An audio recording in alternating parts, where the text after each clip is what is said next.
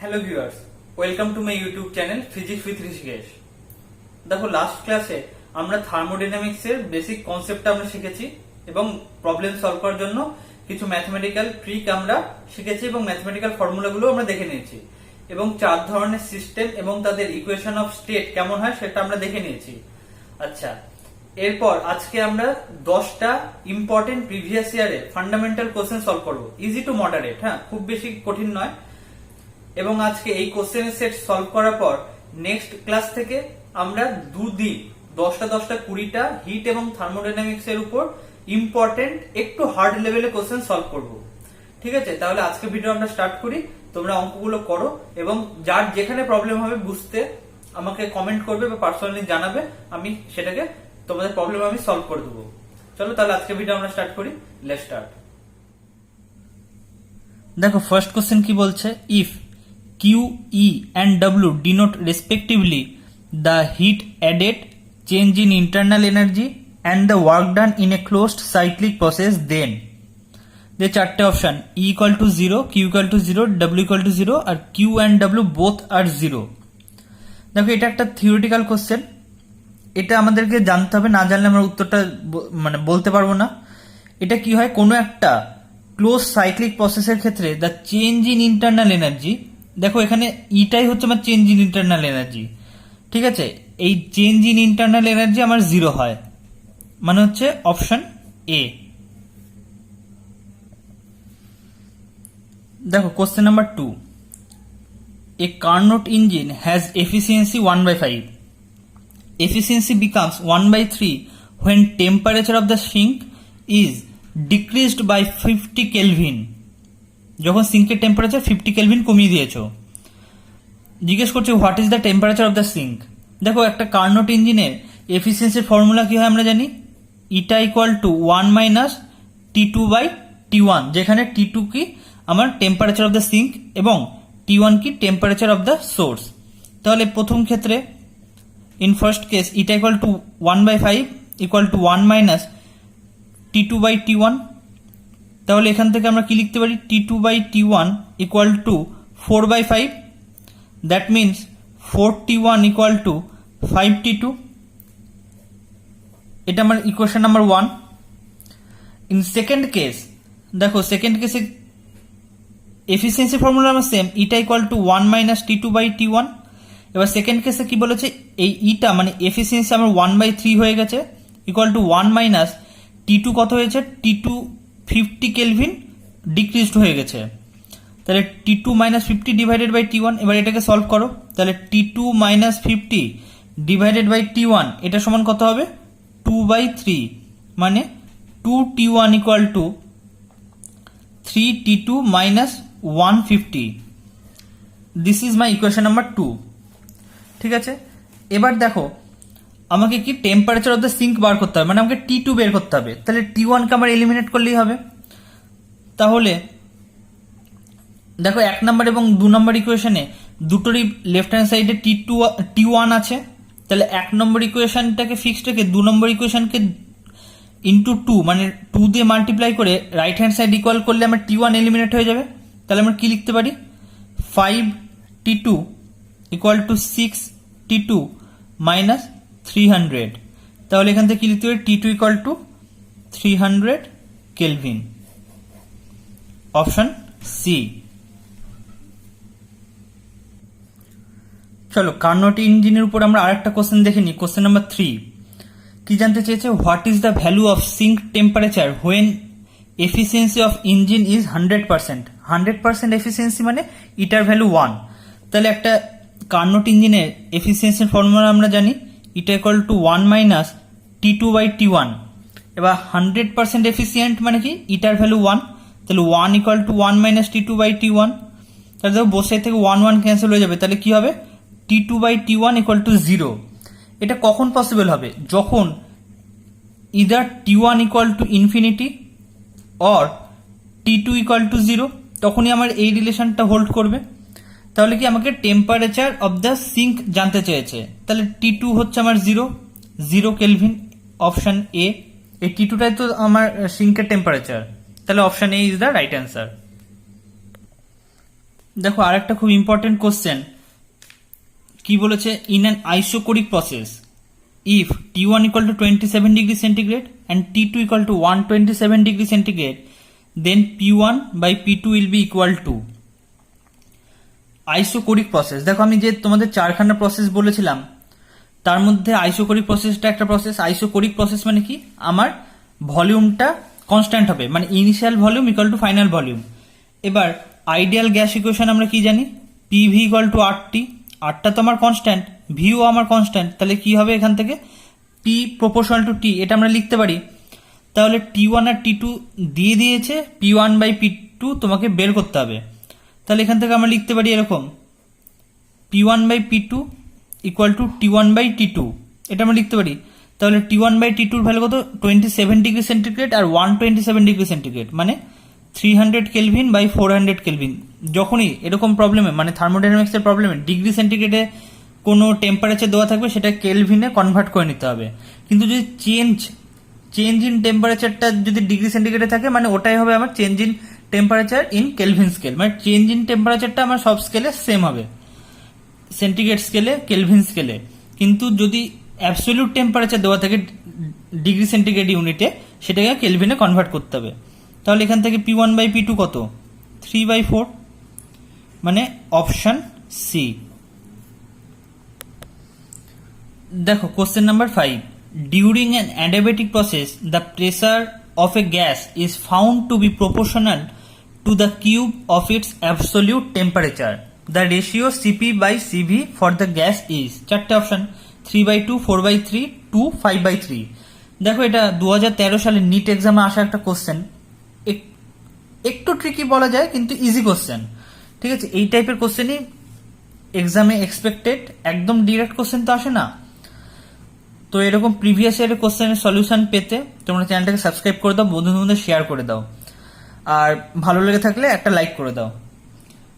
এই অঙ্কটা কি করে করতে হবে, দেখো অ্যাডিয়াবেটিক প্রসেসে আমার প্রেসার এবং টেম্পারেচারের মধ্যে রিলেশন আমাকে দিয়ে দিয়েছে, মানে আমি জানি কি অ্যাডিয়াবেটিক প্রসেসের ক্ষেত্রে প্রেসার এবং টেম্পারেচারের মধ্যে রিলেশন কি হয়, P proportional to T to the power gamma divided by gamma minus 1, এটা হয় আমরা জানি। কিন্তু এখানে গিভেন কি আছে, গিভেন বলেই লিখছি, গিভেন P, দেখো pressure of the gas is found to be proportional to the cube of its absolute temperature, P কি হবে, P proportional to T cube.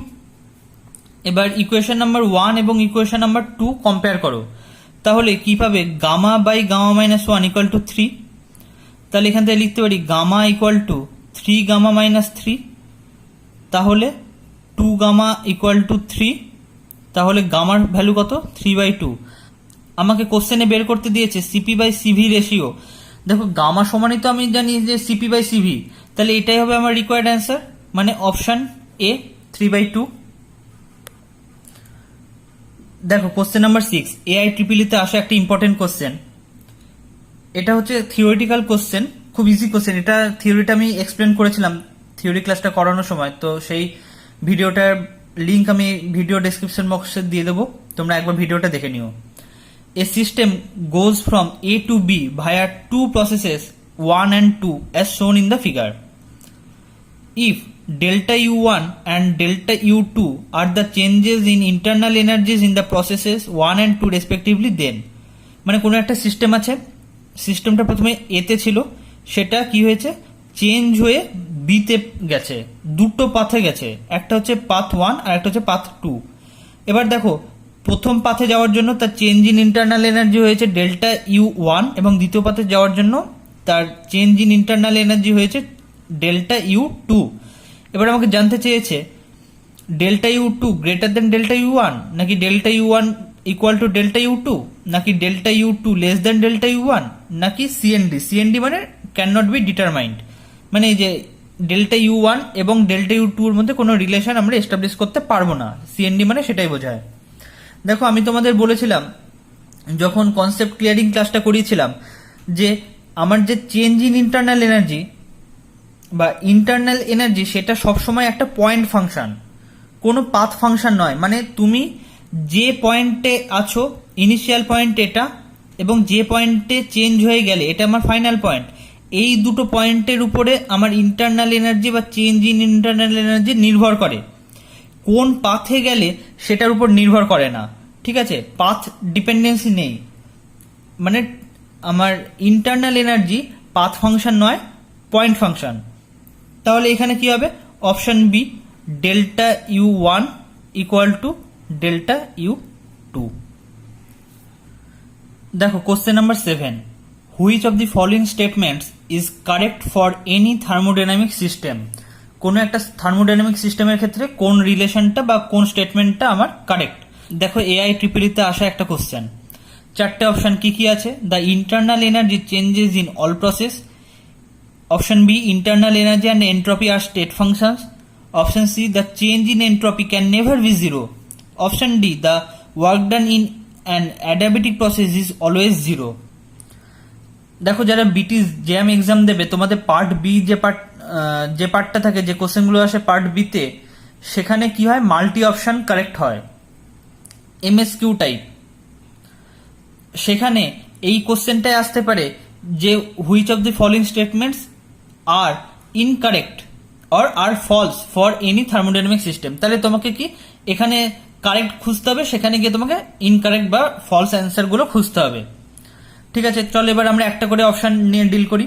কি বলেছে first option? The internal energy changes in all process. দেখো internal energy changes in all process, for isothermal process আমরা কি জানি? যে temperature remains constant. Isothermal প্রসেসে টেম্পারেচার রিমেন্স কনস্ট্যান্ট। এবার যদি টেম্পারেচার কনস্ট্যান্ট হয়, তাহলে আমরা কি জানি? ইন্টারনাল এনার্জিও কনস্ট্যান্ট হবে। ইন্টারনাল এনার্জিকে আমরা ইউ দিয়ে লিখি, ইন্টারনাল এনার্জিও কনস্ট্যান্ট হবে। এবার যদি একটা কনস্ট্যান্ট কোয়ান্টিটির আমি যদি ডেরিভেটিভ নিই, তাহলে কি হবে? সেটা জিরো হবে। তাহলে চেঞ্জ ইন ইন্টারনাল এনার্জি কত হবে? জিরো হবে। কিন্তু আমাকে বলেছে the internal energy changes in all process, কিন্তু আইসোথার্মাল প্রসেসের ক্ষেত্রে তো চেঞ্জ করলো না। তার মানে কি অপশন এ ফলস। এরপরে আসছে option B, internal energy and entropy are state function. এটা আমরা আগেও দেখেছি যে ইন্টারনাল এনার্জি, এন্ট্রপি বা change in internal energy, change in entropy, এগুলো হচ্ছে পয়েন্ট ফাংশন বা স্টেট ফাংশন। ঠিক আছে, এটা right. Option C, the change in entropy can never be zero, মানে এন্ট্রপির চেঞ্জ কখনো জিরো হতে পারে না। এটা তো পসিবলই নয়, কারণ এন্ট্রপির চেঞ্জ আমার জিরো হতেই পারে। বিভিন্ন এক্সটার্নাল প্যারামিটারগুলোকে যদি আমি কনস্ট্যান্ট করে দিই, তাহলে এন্ট্রপির কোনো চেঞ্জই হবে না কোনো একটা সিস্টেমের ক্ষেত্রে।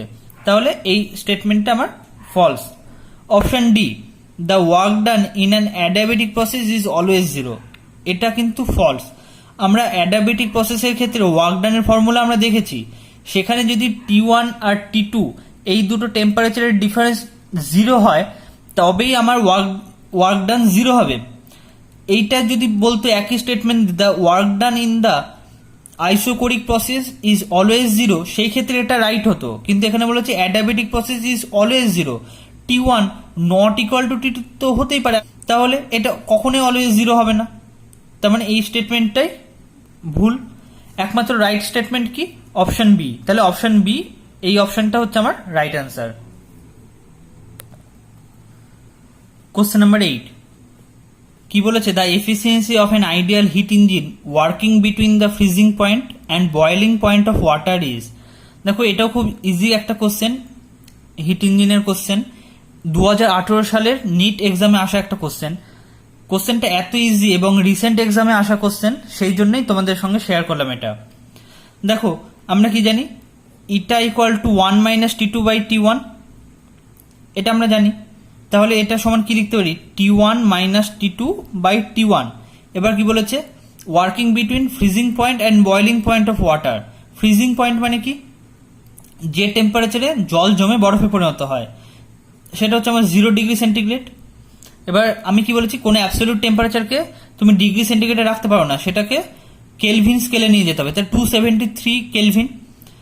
এবং বয়েলিং পয়েন্ট অফ ওয়াটার মানে যে উষ্ণতায় জল ফুটতে শুরু করে, বয়েল করতে শুরু করে, এটা হচ্ছে আমার 100 ডিগ্রি সেন্টিগ্রেড মানে 373 কেলভিন।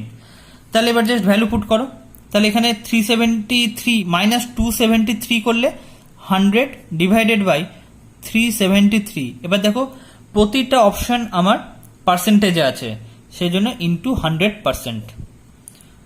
এটা করে দেখো, আমার এটা করে আমি দেখেছিলাম 26.8% মতো আসছে, মানে অপশন এ। দেখো কোশ্চেন নাম্বার 9 কি বলেছে, for a given cyclic process C A B, cyclic process C থেকে এ থেকে বি, বি থেকে সি, এভাবে চলছে cyclic process. As shown for a gas the work done is, দেখো ওয়ার্ক ডানের জেনারেল ফর্মুলা আমরা কি জানি, P equal to integration V one to V two P dV, এটা আমরা জানি।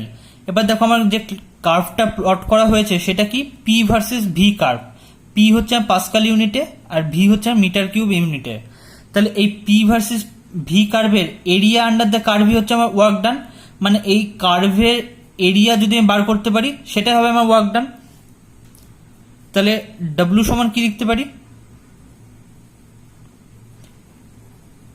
Area under the curve.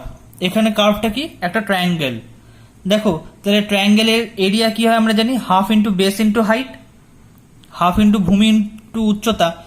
তাহলে হাফ বেস, বেস মানে কি এসি, এসি এর লেন্থ কত, দেখো 5 থেকে 1 অব্দি, 5 থেকে 0 হলে 5 ইউনিট ধরতাম, কিন্তু 5 - 1 হবে বেস, ইন্টু হাইট কত 6 to 1, 6 to 0 হলে 6 ইউনিট ধরতাম, কিন্তু কি 1 ইউনিট কম, তাহলে 6 - 1 জুল। তাহলে কত হলো, half into 4 into 5 joule, that means 10 joule, মানে হচ্ছে অপশন সি। চলো এর উপর ভিত্তি করে আমরা আরেকটা অঙ্ক দেখে নিই একই টাইপের। দেখো আজকের লাস্ট কোশ্চেন, কোশ্চেন নাম্বার 10। যদি ভিডিওটা তোমাদের ভালো লেগে থাকে, যদি অঙ্কগুলো ভালো লেগে থাকে, যদি মনে হয় যে কাজে দেবে এক্সাম পারপাসে, তাহলে একটা লাইক করে দাও, বন্ধুদের মধ্যে শেয়ার করে দাও। কি বলেছে, a system is taken through a cyclic process, এই যে একটা সাইক্লিক প্রসেস এখানে দেখানো হয়েছে, represented by a circle as shown, the heat absorbed by the system is, system কি পরিমাণ হিট অ্যাবজর্ব করবে, 4টে অপশন দেওয়া আছে। দেখো ফার্স্ট ল অফ থার্মোডাইনামিক্স থেকে আমরা জানি হিট অ্যাবজর্ব কি হয়, delta Q equal to change in internal energy plus delta W, এটা হয় আমরা জানি। কিন্তু সাইক্লিক প্রসেসের ক্ষেত্রে ডেল্টা ইউ মানে চেঞ্জ ইন ইন্টারনাল এনার্জি আমার 0, তার মানে delta Q equal to delta W. ঠিক আছে, এবার তাহলে কি এই প্রসেসের ক্ষেত্রে আমি যদি ওয়ার্ক ডান বার করতে পারি তবেই আমি হিট অ্যাবজর্ব বাই দ্য সিস্টেমে বের করে নিতে পারবো। তাহলে একটা পিভি কার্ভ থেকে আমি ওয়ার্ক ডান বের করতে পারি অনায়াসে। আমরা জেনে গেছি যে ওয়ার্ক ডান কি হয়, এরিয়া আন্ডার দ্য কার্ভ। এবার যদি আমরা ধরে নিই যে এটা একটা ইলিপস, সেই ক্ষেত্রে ওয়ার্ক ডানের ফর্মুলা কি হয়, π/4 P2 - P1 into V2 - V1। এটা হচ্ছে আমার ইলিপসের এরিয়ার formula, π/4 into P2 - P1 into V2 - V1। ঠিক আছে, তাহলে দেখো আমাকে সবকটা অপশানই আমাকে জুল ইউনিটে দেওয়া আছে, মানে এসআই ইউনিটে দেওয়া আছে, আমাকে এসআই ইউনিটেই প্রকাশ করে অঙ্কটা করতে হবে। তাহলে সিসি আছে মানে সেন্টিমিটার কিউব আছে, সেখান থেকে মিটার কিউবে নিয়ে যেতে হবে।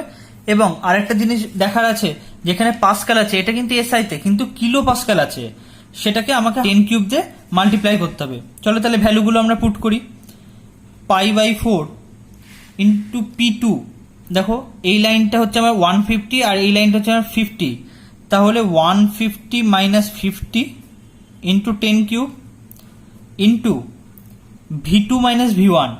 দেখো V2 লাইন হচ্ছে আমার এইটা 50 আর V1 এর লাইন আমার এইটা 30, তাহলে 50 - 30 এটা গেল আমার হচ্ছে সেন্টিমিটার কিউব বা সিসি।